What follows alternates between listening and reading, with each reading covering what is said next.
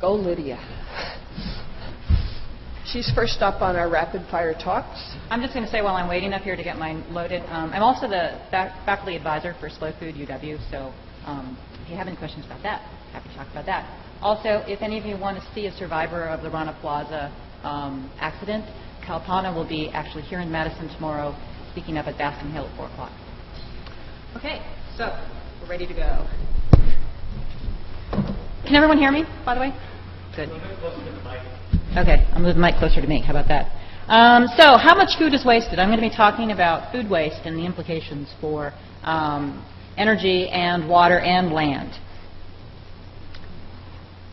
So about a third of the world's food is wasted, and a lot of it is fruits and vegetables. Almost 60% of fruits and vegetables are wasted, 40% of seafood, and about a quarter of all meat is wasted.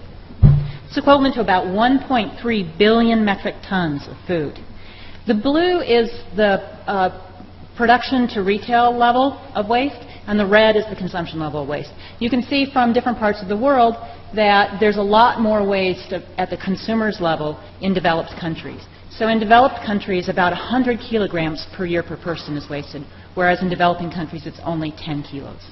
That's a big problem because there's 840 million people who are hungry in the world. About 500 million of them are in Asia, and about 25% of the people in Africa are hungry. That food waste could actually go to feed those people.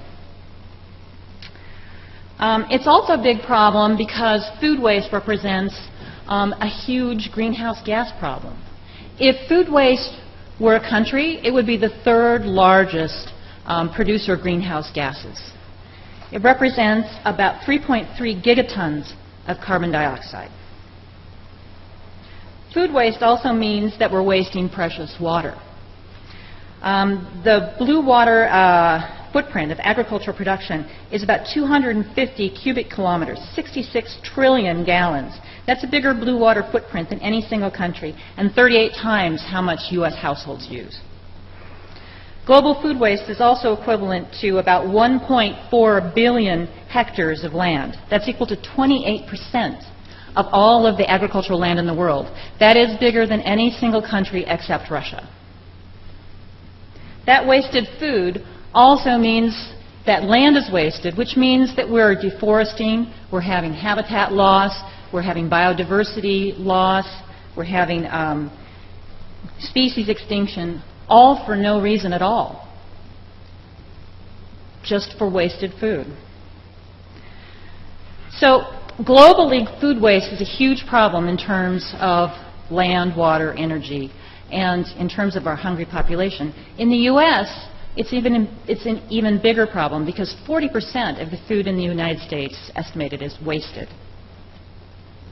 That's equivalent to $165 billion each year.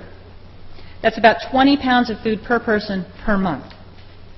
And most of that food goes into a landfill. Now, we are behind Europe in many ways, and especially in food waste. Last year, if you didn't know, was the European Year of Food Waste, against food waste. And the United Kingdom has actually had a Love Food Hate Waste campaign since 2007 and have reduced food waste by 21%. Food waste in the United States, agriculture uses about 80% of the consumptive water in the United States. And I'm sorry, I'm on the wrong slide. I'm all confused by this advancing. So agriculture uses 80% of the consumptive water in the U.S. And so every time you waste food, you waste water. If you throw out about 150 grams of beef, that represents 2,500 liters of water. And for every liter of milk that you throw out, you're throwing out 1,000 liters of water. And for every ounce of beer you throw out, 150 ounces of water. So beer is actually one of the more conservative things. It also wastes energy. Obviously, plants use less energy. Meat is a very high energy usage.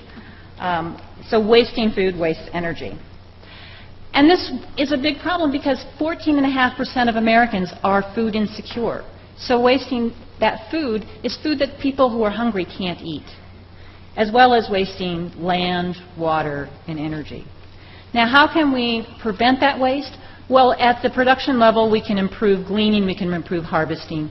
At the processing level post-harvest, we can maybe include some of that food in processed food or maybe in animal feed. We can improve logistics in terms of distribution. And at the retail level, we can work on serving size. So on your left is the serving that you get. On the right is the serving is actually a serving size. It's less than half of what you're actually given. That's why you're so full after you eat. And that's why I would suggest carry one of these around with you. Think about this at lunch. All that food that you're, rather than letting it go to waste, take it with you. Households waste about 25% of the food that they buy. And that represents about $1,300 to $2,300 per year for an average family of 4 in the United States. That's a huge amount of food. Some of that food waste is unavoidable, and if you can't do anything else, you should at least try to compost it, because then it doesn't go into the landfill. We have a pilot compost program here in Madison on the east side, but we need to do a lot more on campus regarding composting. I have an example from Seattle where I was just at. The blue bin is recycling, the green bin is yard waste and compost, and that little teeny black bin that's about 5 gallons is garbage. If you have more garbage than that black bin, it will cost you $16 per bag. $16 per bag for them to pick it up. That has had serious changes in people's behavior. So take a note from 75 years ago. Food is precious. Buy it with thought, cook it with care, use less wheat and meat, buy local foods, serve just enough, and use what is left. Don't waste it. Thank you.